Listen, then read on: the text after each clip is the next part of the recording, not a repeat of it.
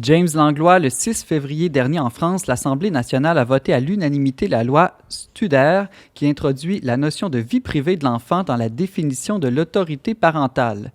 James, peux-tu nous expliquer pourquoi il paraissait légitime d'apporter cette modification au Code civil en France? Qu'est-ce que ça implique? Ben d'abord, il y a de plus en plus d'associations qui vont dénoncer le comportement des parents sur les réseaux sociaux, hein, notamment des parents qui s'investissent dans l'influence, là, comme influenceurs, puis qui vont mettre de l'avant leur vie de famille, dont leurs enfants, de manière, je dirais, abusive, là, en cherchant les likes, en cherchant des partenariats. Commercial, même. Oui, c'est ça. Ce qui fait que ça fait des mises en scène où on dirait que l'enfant est complètement oublié là-dedans. Puis, instrumentalisé. Instrumentalisé. Un élément de décor. Exact. Puis selon les chiffres là, cités par certaines études, il y aurait un enfant apparent en moyenne sur 1300 photographies publiées en ligne avant l'âge de 13 ans. Deuxième fait, c'est que 50% des images d'enfants qui circulent dans les forums, mettons, de pédophiles, de pédopornographie, sont issus des réseaux sociaux des parents.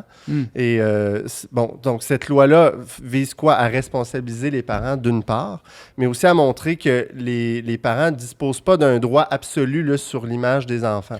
Donc, mais quand tu dis que les images viennent des réseaux sociaux des parents, là, les parents ne mettent pas des images de leurs enfants nus ou... c'est quoi? Comment ça se passe? Qu'est-ce qui...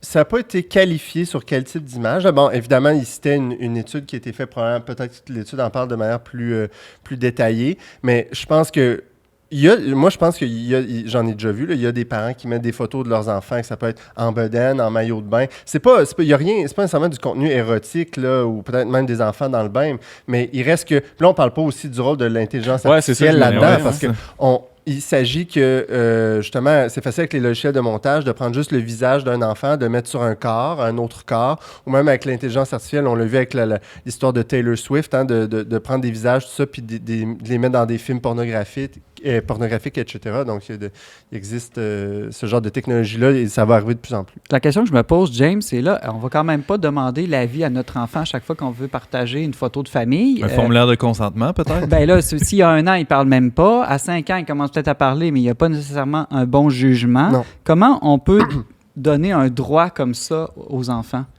Bien, c'est ça, c'est un droit, il faut bien le comprendre, là, c'est-à-dire c'est un droit qui est sous-jacent à l'autorité parentale. Donc, ce n'est pas un droit absolu de l'enfant. Évidemment, l'enfant a, comme toute personne, là, une dignité inaliénable, puis c'est un peu ça qu'on cherche à protéger là-dedans, mais c'est-à-dire que, d'abord, les deux parents, ce que dit la loi, cette loi-là, les deux parents doivent être d'accord puis demander l'avis à l'enfant, mais toujours en mesurant le niveau de maturité et le niveau de croissance de l'enfant. Okay, évidemment, donc 1 an, 5 ans, 14 ans, on ne demande pas l'avis de la même manière à son enfant. C'est pas la même chose. Puis c'est pas... L'avis de l'enfant n'est pas absolu non plus. Là. C'est-à-dire que même s'il dit, ben non, moi, je préférerais pas, mais puis les deux parents sont d'accord pour dans telle circonstance, je pense qu'il n'y a pas de problème. Ensuite, si les deux parents ne sont pas d'accord, supposons que dans un cas de famille divorcée, ben, le juge peut interdire à l'un des deux parents de publier ou de diffuser tout le contenu sans l'autorisation de l'autre. Puis en dernier recours, si vraiment il y a des cas d'exposition excessifs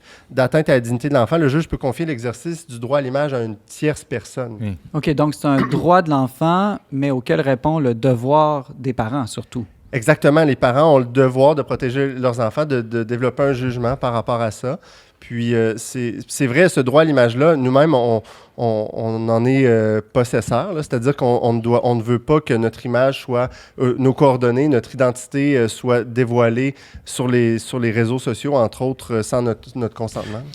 James, on parle de la France, mais au Québec, il y a déjà quelque chose d'équivalent. Là. Bon, tu pourras peut-être préciser, là, mais par exemple, quand nos enfants vont à l'école ou à la garderie ou dans le camp de jour, on nous demande la permission au début de l'année. Est-ce qu'on peut prendre des photos de votre enfant, les mettre sur la page Facebook de l'école? Ouais. Il existe déjà un processus, là.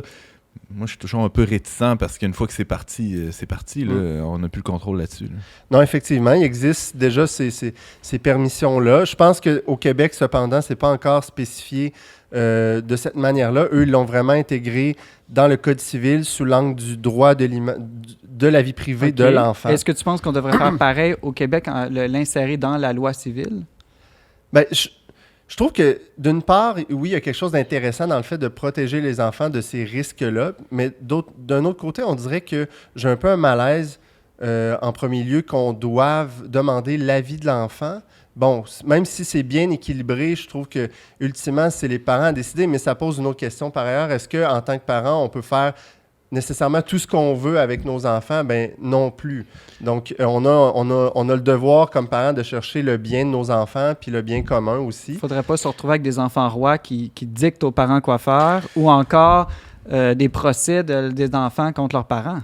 Non, ça n'aurait pas de bon sens. Puis d'un autre côté, ben c'est sûr que on doit protéger les enfants, on doit protéger l'identité numérique de nos enfants parce que c'est pas la même affaire d'exposer notre enfant, je pense, dans la vie publique, c'est-à-dire à l'extérieur de notre maison, là, dans la rue, puis de le mettre sur un réseau social mondial où là, son image, puis sa réputation peut être gâchée à tout jamais. À quoi ça sert le bien de l'enfant de publier une photo de lui sur Facebook? Non, c'est ça. Non, mais des fois, c'est par exemple, tu as un mariage, puis là, une belle photo de toute la famille ensemble. Oui, c'est sûr. Il y a des gens qui disent, moi, sur Facebook, j'ai la famille, j'ai la parenté élargie, puis je réduis, tu sais, sur les réseaux sociaux, on peut quand même moduler un peu l'accessibilité du contenu. Donc, on pourrait dire, ben, les photos, je les mets juste disponibles aux gens proches de ma famille, etc. Mais bon, de fait, ultimement, à quoi ça sert, surtout pour des influenceurs, on ne sait pas trop. Ce qui est intéressant pour la suite, c'est que cette loi-là va s'étendre dans le domaine de la technologie, au sens où on va obliger les compagnies à mettre un contrôle parental sur tous les achats électroniques pour défendre les enfants là,